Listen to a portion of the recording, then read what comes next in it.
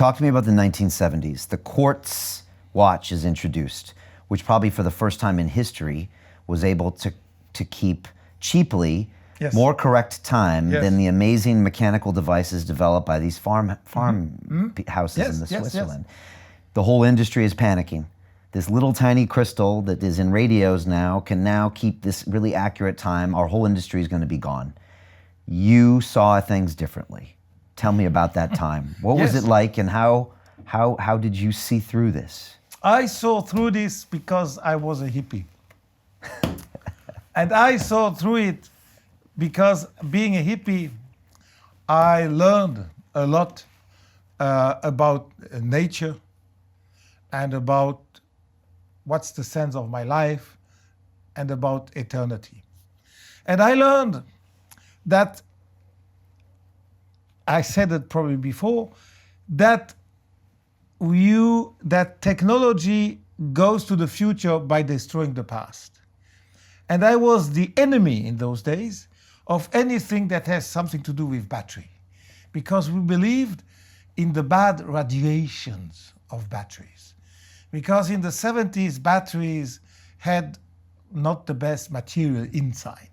They had mercury, they had lithium. A lot of these materials are now forbidden. Batteries are safe today. But in the past, in the 60s and 70s, batteries didn't have the best reputation, at least not among the hippies. So I knew that if you would wear on your wrist 24 hours a day a battery with bad radiation, it could even bring you cancer. That was my belief. Because of this belief, I said, there is only one exit. It's to say no to the battery and yes to the art. And I also said, there must be a market, because I was not the only hippie. Hippie was a generation. So I said, we are 1 billion of hippies in the world, and 1 billion from these billion guys like me, I must find 1,000 who buy my watch. From 1 billion, 1,000, that's a very small proportion. So we have a huge market. That's all my generation who believes like me. That is the strength of a generation. That is why I say these millenniums, born in 2000, in 2035, it will not be a few guys. Huh? There will be 3 billion people who will believe the same way, who will behave the same way. And that's in 2035. That's why I tell you, the century will change completely.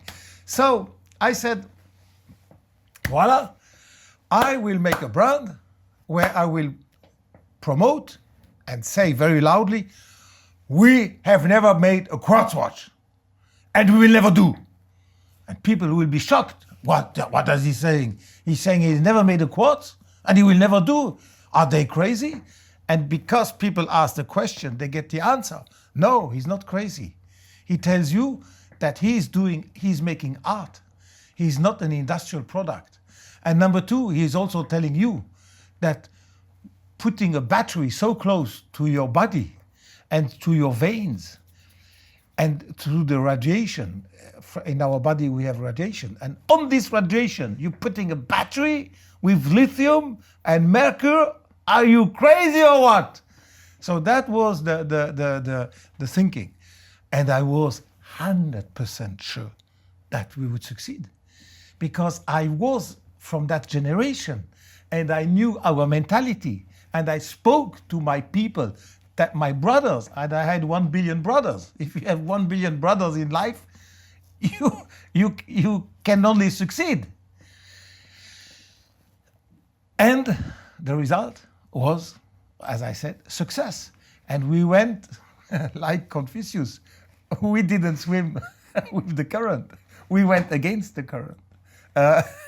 And salmon goes against the current, where the water is very clean and where you can even drink it. So we succeeded because we were listening to our own generation, and we were thinking like our own generation, and our generation was the generation that was making the future. I am born in the 40s. Of course, in the 80s, I was 40 years old. And I was shaping my century. Like these millenniums in 2040, they will shape their century because they are born in 2000. That's why I can say that this century will start in 2040, because I have seen it myself. When we were born in the 40s, in the 80s, we had the power. They called it the baby boomers. The baby boomers were making the future. And so the timepiece was saved, and people now started to respect the art of the timepiece. And now that's what all luxury watches have. They are mechanical timepieces. Yes, that's why they say sometimes when they speak about me, some journalists or even some watchmakers, that I have been one of the guy who brought the traditional watchmaking art back again to life when everybody thought the future is quartz. And I was the only one to say, no, the future is not quartz.